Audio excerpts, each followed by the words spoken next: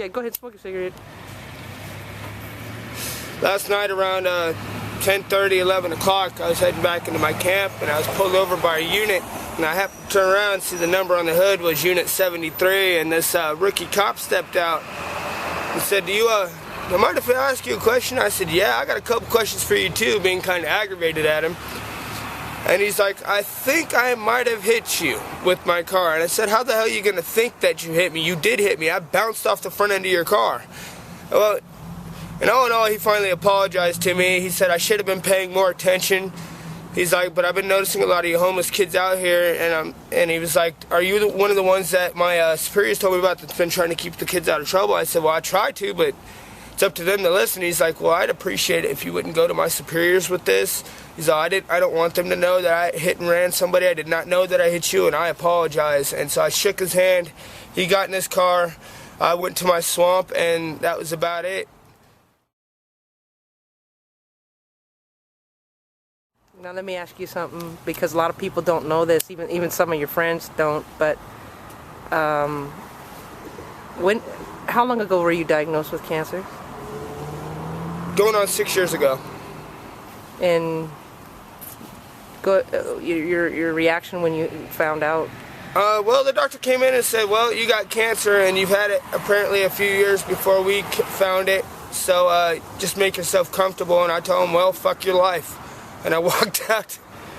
But that was a shock. Yeah, I was more aggravated by it than in shock. I was more taken back at the lack of regard for how, that kind of news is going to make somebody else feel.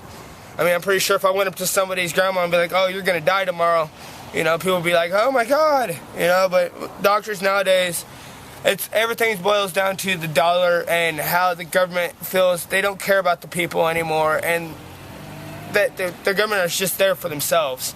They don't care if the people are out here. They don't know what it's like to live our life. I would like personally to take them and freeze their assets, make sure they have everything they can go back to, but take them out here for 1 month with nothing. They can start out with nothing except for the clothes on their back. And I want to see how well they would survive, because I can guarantee you they wouldn't. Being homeless would eat them alive, because they wouldn't know where to turn, and none of my people were going to help them. Yeah. And then, when you were talking about, I'm really amazed that you agreed to let me help you, at least get to the doctor, but let everybody know why you have a problem. We would have to sedate you to get them to do blood tests and everything. Tell everybody why that's a problem for you. I have scars up and down my arms from my dad from age 4 to 9 when he passed away. Would sit there and chain me to walls and use my arms for sewing needles. But I guess that's what you get for having a street parent. They do that, and I don't react well to needles at all. I'll go into a psychotic snap and try to hurt anybody that I feel is a threat to my physical well-being. And I'm probably even going to be even more scared when I go in to have this procedure done. But I talked you into it? Yeah, kind of held the gun to my head, but no, just kidding. Yeah, I'm trying to swallow my fear and deal with it.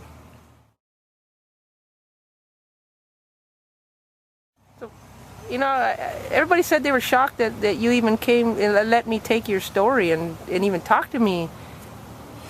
I know you don't share very often with other people. I'm a very closed person. I don't like cameras, don't get me wrong, just because I'm looking into one now. I despise cameras. Yeah. I despise all types of media attention. Usually you'll find me wearing a gas mask, but I don't think you'll be able to hear me very well through it. But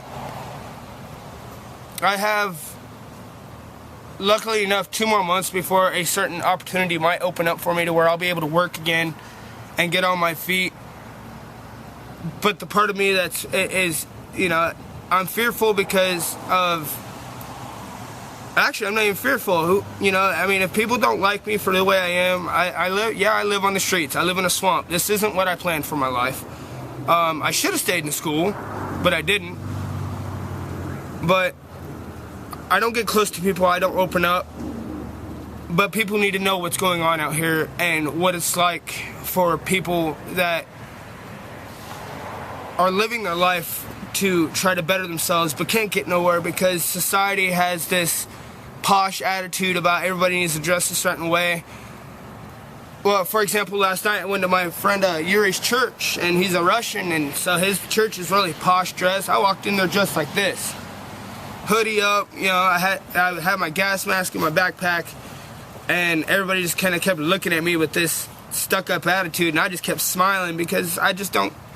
It's not about out here. When you're out here, it's not about what you know. It's about getting who you know and learning from those around you. And that's why some of the kids follow me, is because I'm not there. I'm not a gang leader. Yeah, they are my group. Yes, I am a juggalo, but they're not juggalos. You know, they feel safe around me. They feel secure because I won't let nothing happen to them. I'll stab a motherfucker that tries to hurt my family. And I'm not talking about juggalo family. These kids are my family. They're my responsibility. And if I ain't got nothing, if someone came up and said, I need those pants and that jacket, well, I guess you're going to have a naked legion running around camp for a minute.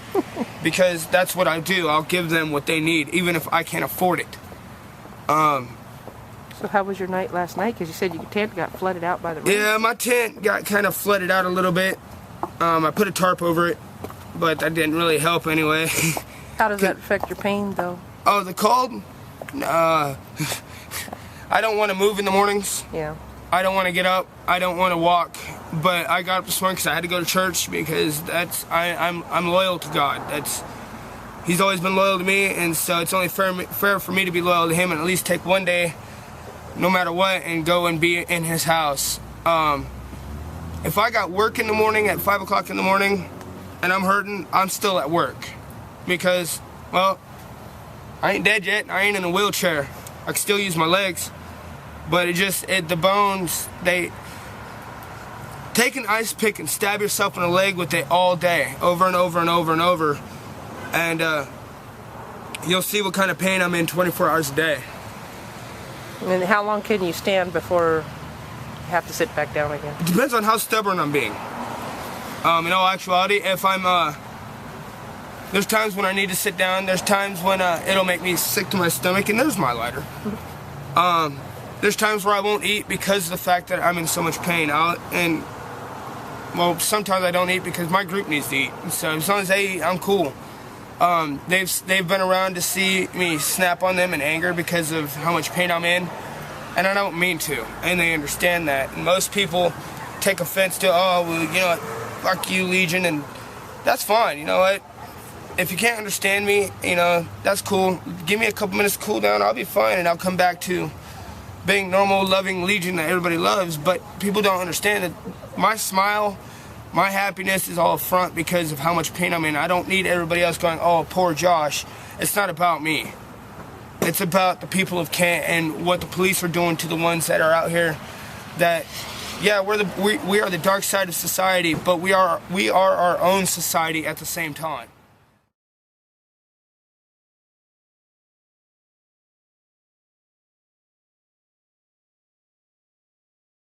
The camp I live at right now is out in the swamp, and well, the reason why it's called the swamp is because it floods out there pretty bad.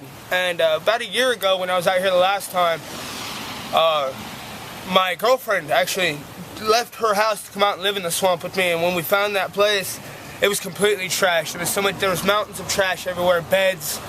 There's a photograph that's probably going to be uploaded later of my camp.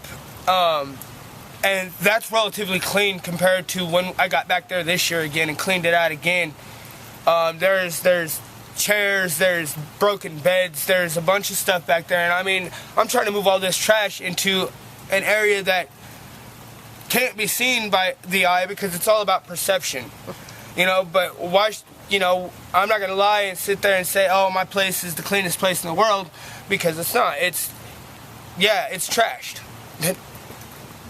But you're doing the best I don't have a giant dumpster. I have bushes that I don't like putting the trash into, but all the wood and stuff I try to put off to one side so it can be reused again, just in case we can't get a tent. Somebody needs me to build them an A-frame or some type of debris shelter that they could stay warm in at night. You know, I mean, I don't like bringing people back there because A, I don't know who I can trust. B, it's like I said, it's built off perception. If any people out there over the internet would come back to my camp and come out of their house, they'd be like, oh my God, it's so dirty. Well, it's clean compared to what it was. And we work in this type of weather. Every day we're cleaning up. We've ran out of trash bags to the point where we have no more gloves because the gloves have been torn apart. Yeah. The trash bags are done. We're running out of room to put trash bags. We're trying to keep a low profile so that the police don't come back there and raid us again, because I've only have one more spot I can move my group to, and after that we're up shit creek without a paddle.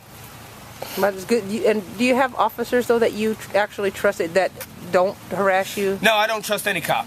But unfortunately, I like O'Reilly. Yeah. I don't trust him because if his boss came down to be, oh, you need to either raid this person or you're fired, I'm sorry, he's going to raid me. And I know this. So, I mean, I trust no officer when he says, oh, I ain't going to come back there, because, yeah, you will if you're told to. But you think that some of them can be worked with to make a bridge? Maybe two. Yeah. There's maybe two, and O'Reilly being one of them, McNabb being another. But even McNabb has a bit of a chip on his shoulder, but I just think that comes from having to deal with his bosses, because I know there's times when O'Reilly and McNabb have let people go that they've gotten in trouble for with their bosses. You know, and I think the mayor has them under her thumb right now, because it's either they do what she tells them or they end up like us. Yeah. And you know, and they're too used to being indoors to say, okay, well, I don't really care what you think, I'm not gonna do it, you know. And I understand they got families they got to take care of, yeah. And I ain't mad at them for that. But what I am mad at is little cocksuckers that sit there and act like they're the law because they got a little tin badge and a gun.